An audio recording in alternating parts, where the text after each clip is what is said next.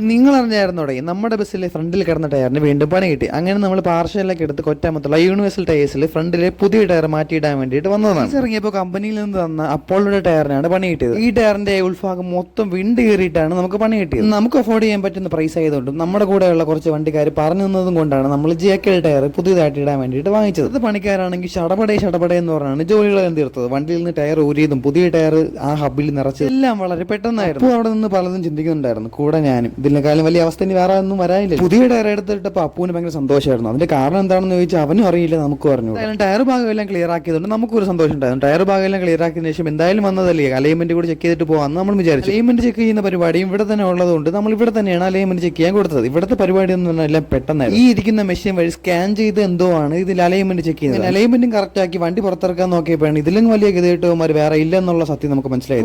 ഇപ്പൊ വെക്കണമെന്ന് കമന്റ് ഇടുന്ന ഓരോ പയ്യന്മാരും നമ്മൾ ഈ സമയത്ത് സ്മരിക്കുന്നു.